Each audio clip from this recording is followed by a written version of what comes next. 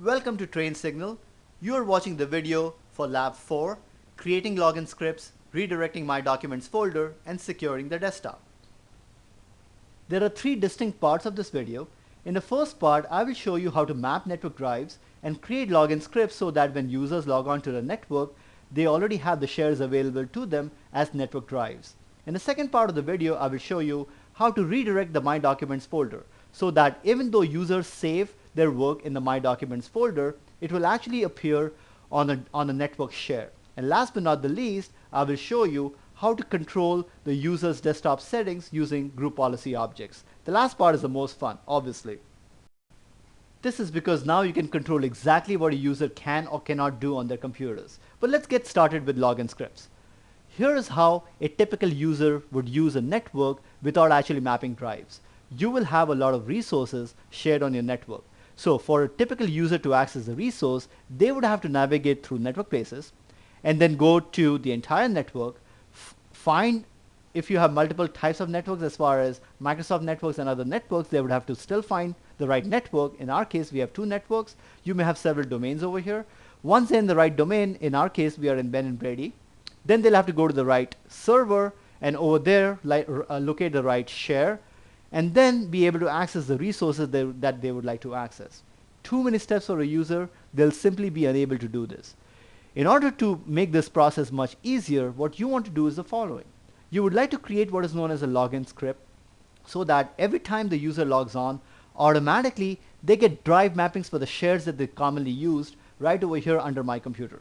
So just like they would go to the C drive to use the local C drive or go to the A drive to use the floppy or the CD-ROM for the D drive, in a similar manner, when they double click on a drive letter, they will actually be connected to a network share and they will be able to use that share just like they're using a local hard disk. Let me show you how to do that.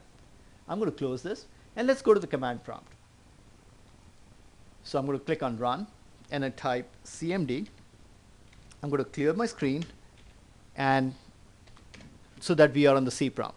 Now, to create a share and then map it, what you need to do is the following. I've already created the share over here. Let me just take you over there for a moment. So going to DC1, I'm going to go to the C drive, and according to the lab book, I've created three shares that we are interested in. One is called HR. As you can see, I've created the folder, I've shared it. The other one is called production, and a third one is called sales. So I have created these three shares, and we will be using drive letters to map to these. I'm going to close this box and now go on over here. To create a drive mapping, all you have to do is type the following command. The command is net space use, and then the third portion of this command would be the drive letter that you would like to use. In our case, let's say I would like to use the X drive. So I type X with a colon, and then I type the UNC name of the share that I would like to map the X drive to. In our case, it will be 2 slashes, the name of the computer, which is DC1, slash, and the name of the share. Let me take one of the shares, namely sales, to map the X drive to the share called sales. And now I'm going to hit the enter key. And if this command is good, you will see this message. And now if I close this and go to My Computer object over here, I will see that I have a network drive, namely X drive, available on this computer. So in this manner, each user will have a drive on their computers. Simply double clicking on this drive will take them to the actual network share.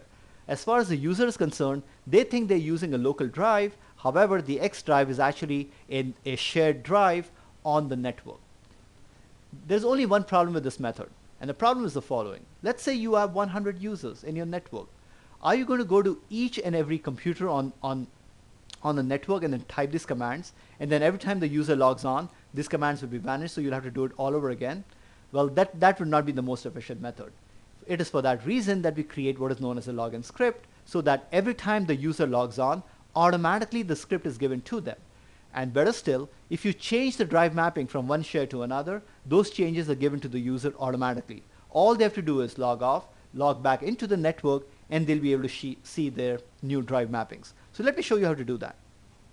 So let's first disconnect the drive that we just did. This was just an example to show you that this command actually works. I'm going to click on disconnect and we are out of it. Now, the first thing we need to do is create what is known as a login script, and then I will show you how to use a GPO to automatically assign the script when users log in. So what I'm going to do is the following. I'm going to go to the C drive And over here, open up a new text document and then call it login.bat. It is important that you give it the extension .bat because it's going to be a batch file that will run automatically every time the users log in. It's asking me whether I want to confirm the change. I'm going to say yes. And as you can see, the icon changed to that of a batch file. I'm going to right click on this and then say edit. And this will open up the notepad screen for me. What we're going to do is the following. There were three drives that there were three folders and shares that we created, namely HR, production, and sales. What we're going to do is map each of these shares to a drive letter. So let's start with the first one. Over here, I'm going to type the command netuse, and then I'm going to use the X drive to the share. Let's use this for the HR share. Go on to the next one, same command. The Y drive will be mapped to the production share. And the third one, the Z drive, I would like to map to the sales share. So let's finish this, and I'm going to save the batch file and then close this out. So we just created a batch file which has 3 commands. Each of the commands will map to the X, Y, and the Z drives over here respectively to the HR, sales, and the production folders. Now, again, if I run the batch file now, it will be assigned to this particular computer, and currently I'm on DC1. Look at this, 200, 200, 200.1. In fact, let me double click on this so you can see the name clearly also over here. Okay. So we don't want to do that. We want this method to work so that every time the user logs on from any computer in the network, they will be assigned those drive letters, namely X, Y, Z, to those shares. In order to do that, you need to create a new GPO. So let's do that. We're going to use the group management tool one more time and create a new GPO and link it to the California OU.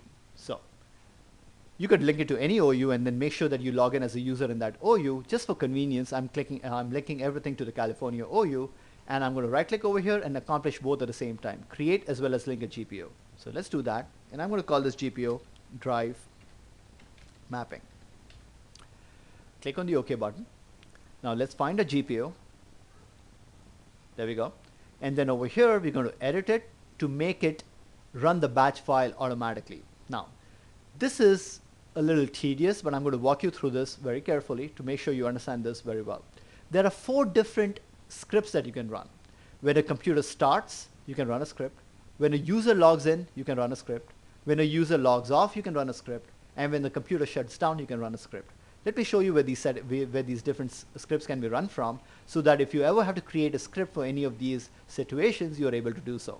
So under computer configuration, let's go on to scripts. And as you can see, there are 2 scripts over here, startup and shutdown. Startup script will run every time the computer starts. Remember, we are under the computer configuration, so this applies to the computer object. Shutdown script will run every time the computer shuts down. So this script runs first. Then under user configuration, I'm going to expand Windows settings, and this time you will be able to see the log on and the log off script. The log on script runs every time the user logs on, and the log off script runs every time the user logs off. So you can have a total of 4 scripts running in the right order. We are interested in creating what is known as a log on script. So I'm going to double click on the log on object over here. And this is a little crazy over here. What I need to do is add my login.bat file over here. However, if I click on the add button, you will notice that I need to browse it. You will notice that it takes me to a default location which is several layers deep. The login script has to be in this location. Let me just navigate you through this. And in sysvault, there is benandbrady.com object. Over there are policies, and this is the GUID or the globally unique ID of the group policy object that we have created. In there is a container user. In there is a container called scripts, and then there is a container called logon. And this is not a unique location for each and every login script as well. In other words, you cannot memorize this. Once again, what you're looking at is a structure where the logon script should actually be created at, and there is no way you can memorize it. So what I do is the following. In order to accomplish this, I'm going to cancel out over here for a moment and go back over here. Let's cancel this also. So when you click on the add button, what you want is when you click on a browse, the login script is available to you over here automatically. Well, it is not for us because we did not create it at the right place. And there is no way in advance of knowing what the exact location is. So I'm going to cancel out and show you a little trick. I'm going to minimize, I'm going to cancel this out also for a moment, minimize this. And let's go to our login script. So I'm going to go to the C drive and find our login script file, which is login.bat. Sorry about that. Let's go to the DC one, minimize this rather, and then go to the C drive and then find the login script that we just created.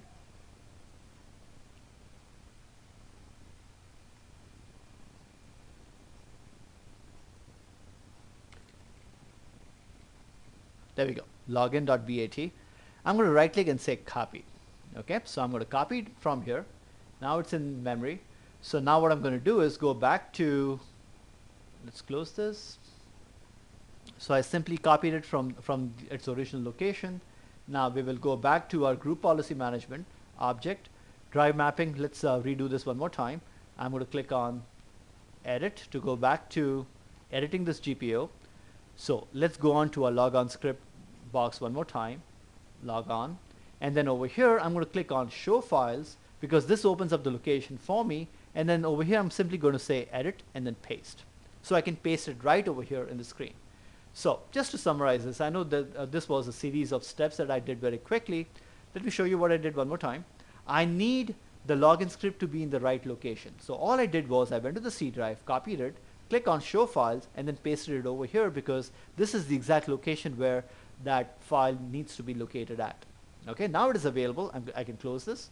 Let's go back to this. Now that the file is in the right location, we're going to click on the add button, and then when I browse, I have this file available to me. Once again, do not make the critical mistake of actually going over here and navigating to the C drive and then finding the file.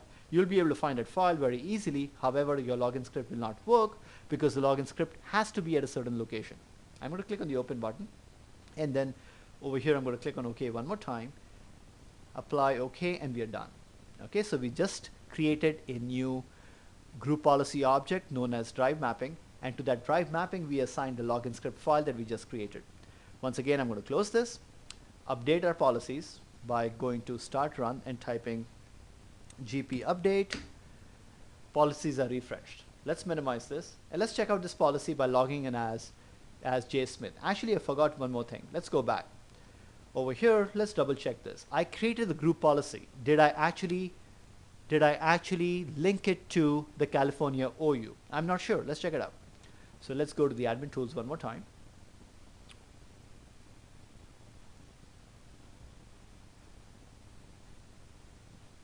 Okay, let's go to the California OU, and right there is the drive mapping that we expected. Okay, and if I go to the California OU, there are three different GPOs. Let's move this to the top just so that it is always applied before anything else is applied. Okay, so I'm done with that. I'm going to exit out. I'm going to refresh one more time.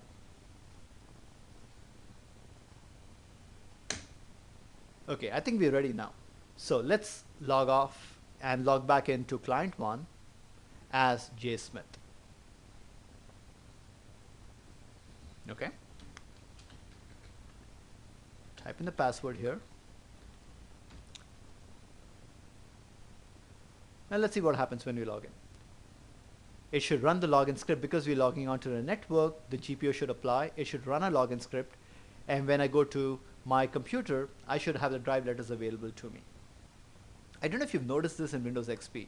Windows XP does have the fastest boot up time. However, after the screen is drawn, the computer is actually not ready. That is why if I click over here on the start button, and I've been doing that before, I actually have to wait simply because the system is not ready yet. So yes, Microsoft told you that the computer comes up very quickly, which is true. However, it does take a while because the programs are still loading in the background. So let's try it out this time.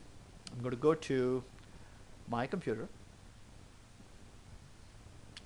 and here are our drive mappings. X drive is mapped to the HR share, the Y drive is mapped to the production share, and the Z drive is mapped to the sales share. Isn't this wonderful? All you have to do is the following. Let me summarize this. Let me close this connection. If you have several drive mappings that you would like to give to different users, simply create login scripts and then go ahead and map those login scripts to GPOs. Let me show you one more time how to do that. So here's my group policy object. Create the login script files, simply create new GPOs, link the GPUs to the right OUs, and the users in those OUs will be able to get the drive mapping. If the drive mapping has changed, let's say that the sales share is no longer on the computer DC1, you have actually moved it to DC2 simply because of size restrictions. Now, all you have to do is go back to your login script, change the mapping from DC1 to DC2 in the UNC name, all right, and then tell users to log off and log in again. They will still be connected to the X drive, but this time, instead of looking at the share on DC1, they have automatically been redirected to DC2 by the login script. So you really don't have to lift a finger. All you have to do is make sure that the login scripts are assigned, test them properly, assign them properly, make sure they're linked okay, and then it will work every time the user logs in. So it's a great method, and please use it in the domain. It makes your life much easy as a network administrator. So that was the first topic, which is creating login scripts and mapping drives to the network. Let's go on to the next topic, which is redirecting the My Documents folder. You must have heard of the concept called the home directories. I'm going to go back to DC1. This is how things were done traditionally. When an administrator were to create a user account for a user, let me just show you how to do that quickly. I'm going to go to Active Directory Users and Computers. So when the user account was created, a home directory was created at the same time by modifying the user's properties. So in order to do that, you would typically have to go to the user account. So I'm going to go and pick a user, Christina this time. Right click, go to the properties of that user account, and then simply go to the tab called Profile. Over here, you would create a home directory, and traditionally it would be mapped to the Z drive. And over here, you would enter the UNC name of the folder where everybody's home directories were mapped to. And then what would happen is every time the user logs in, they would have a personal folder on that server available to them. So once again, home directory is a way of assigning disk space on a server to the user so that no matter which computer the user uses, they can always log on to any machine in a network and be able to access their personal work. The idea was great, only except that it had one flaw, and that was the following. Typically, when you use an application, by default, when you try to save the file in that application, by default, 9 out of 10 times, it will go to the My Documents folder. So by default, there is a folder on the C drive. Let me show you where that is. So I'm going to go to the C drive of DC1, and then for each, in the C drive, there is a folder called Documents and Settings, and each user that has logged into this machine at this point on DC1, I have always logged in as the administrator. There's a folder called the administrator, and then in there, there's a folder called My Documents, which you will see right over here. Okay, so users, every time they save their files in an application, by default, it goes to the My Documents folder, which they can easily access from on their desktop or by going to Start and then having the My Documents available over here. You can do that by going to the taskbar and modifying the properties. If you want that shortcut to be available on the desktop, simply right click on the desktop, go to Properties, and then go to the desktop icon, click on Customize Desktop. I had chosen just to put my computer and my network places over there. You can also choose to put My Documents, and then very easily you go to the My Documents folder and have your documents available to you. So every time a user saves a document, it saves it right over there. The problem is that they should not be saving it over there, because if they do, they're saving it on that computer.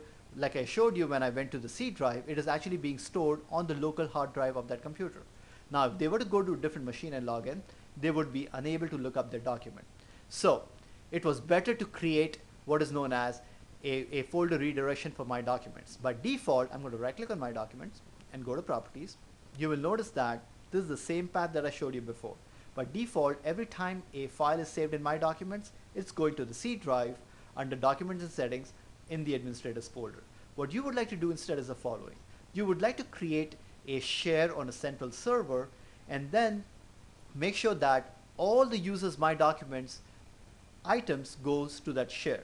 So to do that, let's start with the following. What we need to do is go to the C drive, and over here I'm going to create a new folder, and I'm going to call it User Docs. So let me create this folder,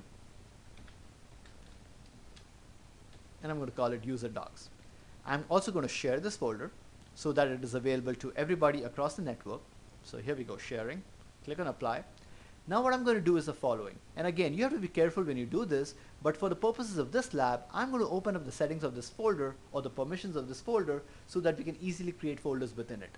By default, Server 2003 has a lot of restrictions on file sharing. So the first thing I'll do is I'll go to the sharing tab, click on permissions, and then over here as you can see, everyone, that means everybody who belongs to this benandbrady.com network, can only read. That means they cannot create or write files in this folder. So we need to change that. I'm going to make it full control just so that we have no issues with this lab.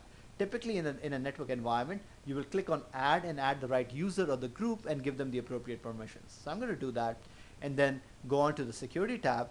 And once again over here, look at this. Users have only certain rights, read, not write. So what I'm going to do is click on the add button over here and add the domain users. So I'm going to type over here domain users and let the computer search for that group. Here's the group, click on add, and then assign these people full control so that everybody who goes to that share has full control permission to it.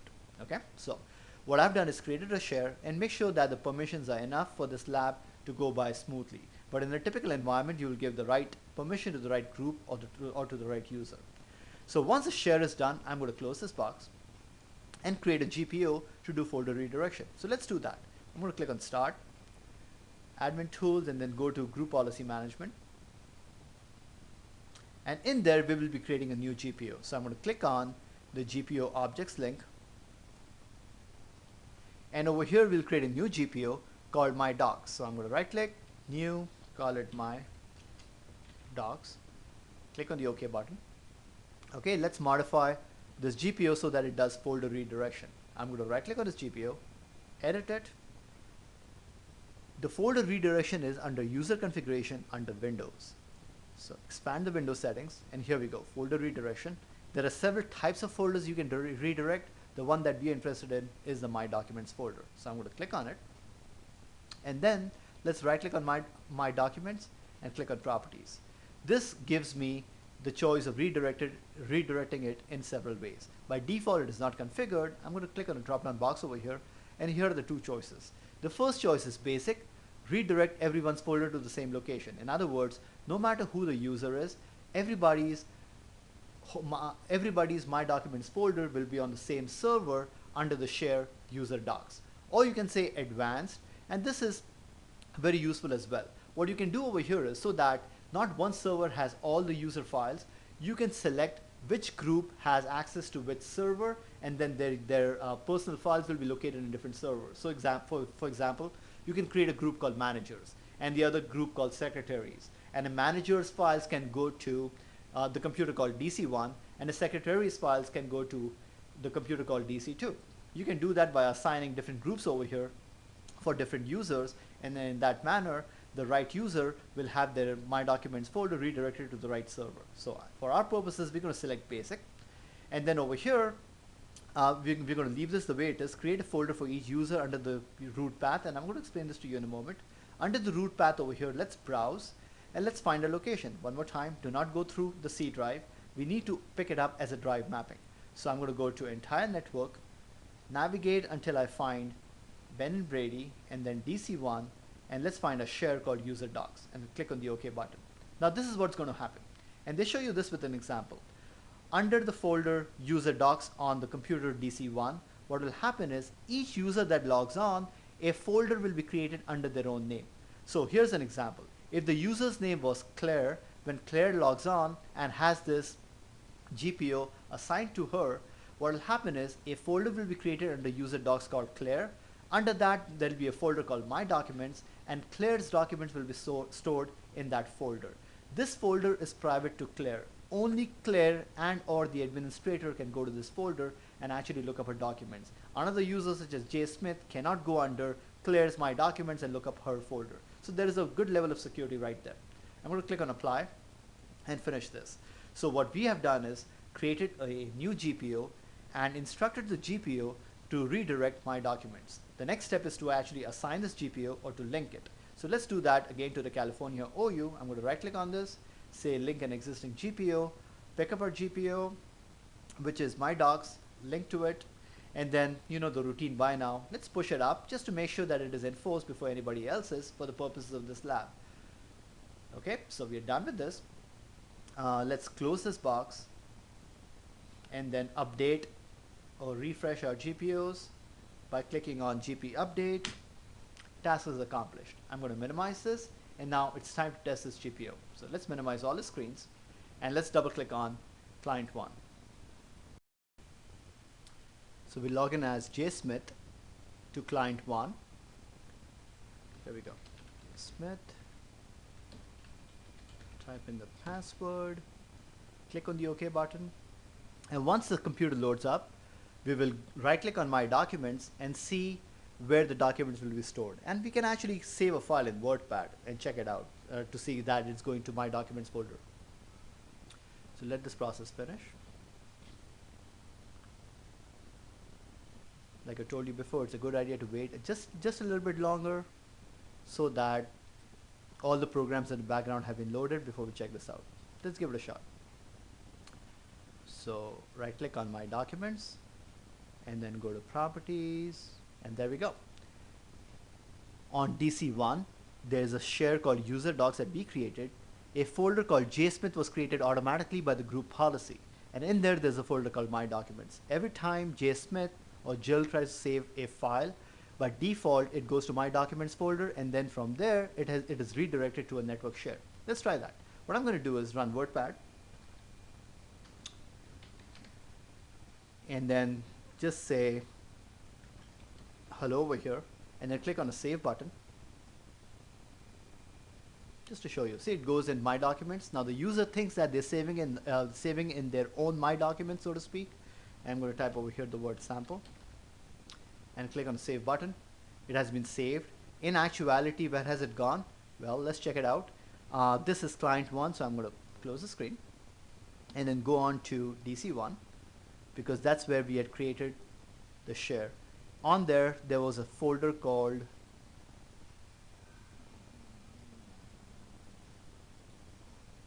User Docs. So there's a folder. Here we go. There's a folder called JSmith. And then if I double click on this, I should be able to see the My Documents folder. And again, remember, access is denied because I'm not logged on as JSmith. I'm the administrator. I can take access from her and see it, but by default, another user is not allowed to go in there and actually see the document. You can see if the administrator is not allowed by default, obviously some other user will definitely not be allowed.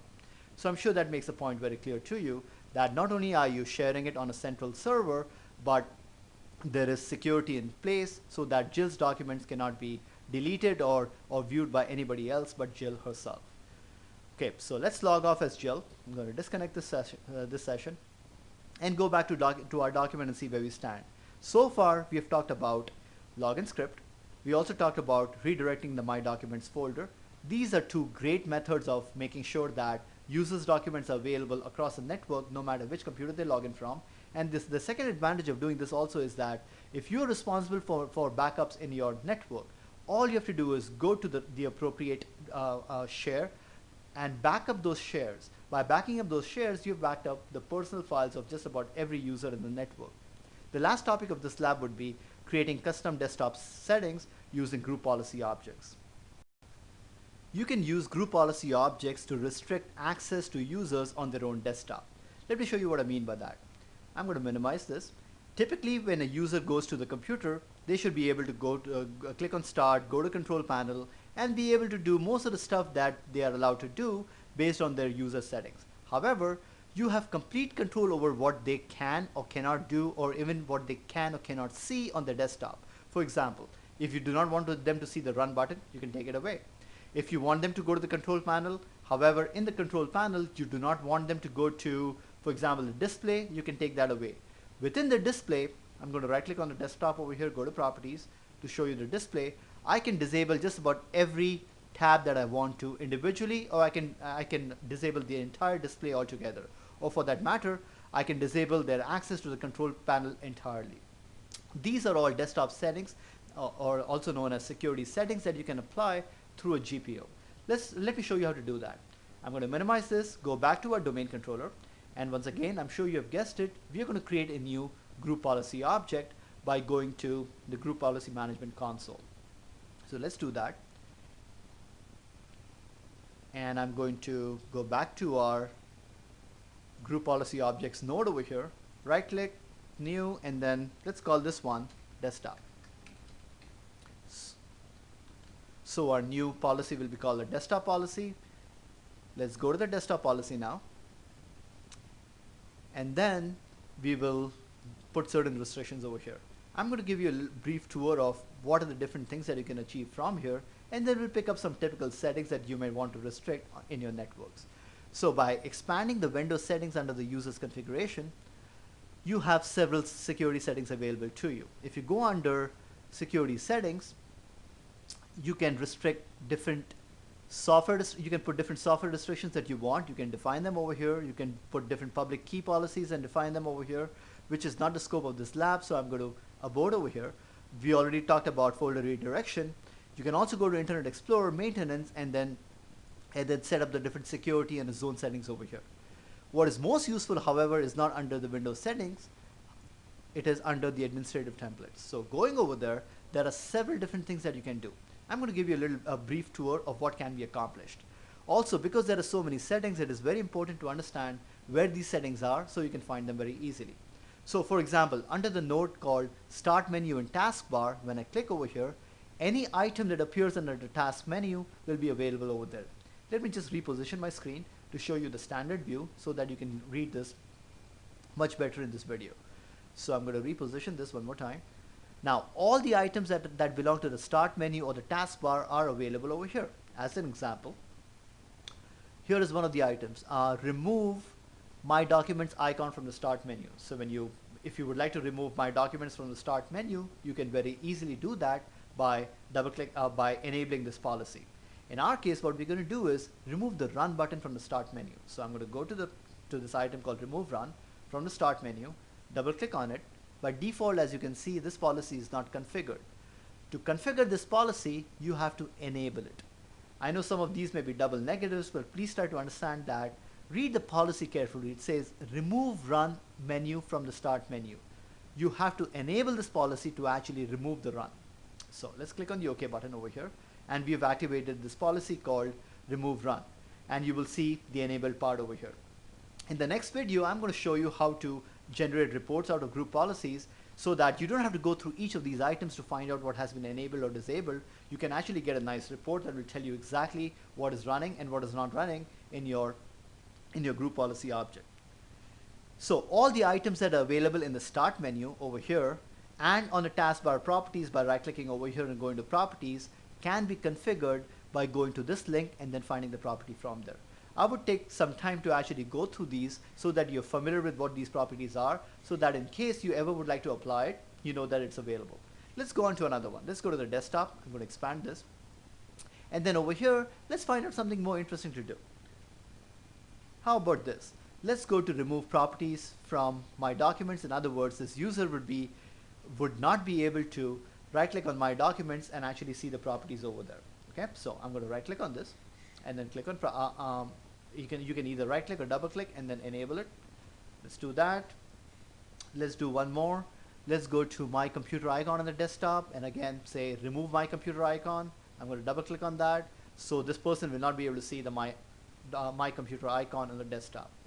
Alrighty, so in this way you can control exactly what appears or what does not appear on the desktop. If you want to hide network places, here's an item that will help you do that. Let me close this. Let's go on to the control panel. And in the control panel, how about this? We completely disable the control panel for this user. So here's the option, prohibit access to the control panel. Double click on this and click on enable, and it is done. Okay. If you want much more precise control, you can actually go to, for example, display, and in display you can choose the tab that is not available to the user. So for example, hide desktop tab. If that's what you want to hide from the user, the desktop, so that they cannot change the desktop color, for example, you can actually hide this desktop tab. So you have precise control over exactly what happens. And last but not the least, let's do one more. Let's go to Windows Components, and in Windows Components, let's go to Internet Explorer, and over here, let's pick up some setting. How about, let's go down the list and pick up something interesting. How about this? Disable changing home page settings. So I'm going to double click on this and I click on the enable button. This person does not have a choice of setting up their home page. I'm sure they're going to love you for this. Let's close this. So at this point we have instructed a GPO to do the following by restricting the run, the desktop properties, taking away the control panel. The next thing we need to do is apply this GPO to an OU. So I'm going to go to the California OU one more time and then link this GPO. The GPO was called desktop. We linked it again for as a precaution. We'll move it to the top and then we're done. Going to close this dialog box and then refresh our policy. So click on start, run GP update. We are ready to test these policies by logging on to client 1 with the username of JSmith. So let's do that. Double click on client 1.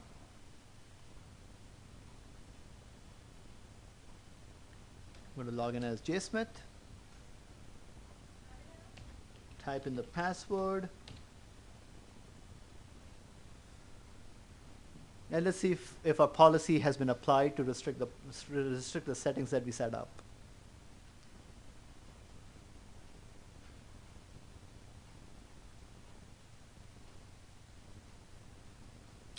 Okay, the desktop is building up. The first thing we did was remove run. So let's check that out. I'm going to click on the start menu. Okay, once again, we are on client 1 and we have logged on as still loading programs, logged on as JSmith. Okay, so here we go. The run button is gone. Remember, the run button used to be here all the time. What else did we do? We said do not use control panel. Control panel is gone. Let's see if I can use control panel in some way. Actually, we said also remove my documents. I'm sorry, my computer, and that is gone as well. To run the control panel, you can go to start run and then type control. Well, I can't do run either, so that part is out. What else did we do? We went to we said that do not show the settings for my documents. Let's see. Right click on my documents. See, the properties button is gone. I can't even look at the settings of my properties like I showed you in the last video. So this is a great way of restricting desktop settings for users. You can make the desktop exactly the way you want the users to use and then give them the desktop, putting restrictions on it so that they are unable to change a few settings. This is also very useful to make sure that the users abide by the uniform policies of your corporation in case you need a standardized desktop for each user. Going back to our document, let's summarize what we've done in this video. I showed you how to create network drives. You used a login script to actually automate this task. I showed you how to create and redirect my documents. And last but not the least, you created some desktop security settings for the group policy objects. This will conclude our video in Lab 4. I hope you enjoyed watching this video, and I hope to see you very soon in a different video in Active Directory.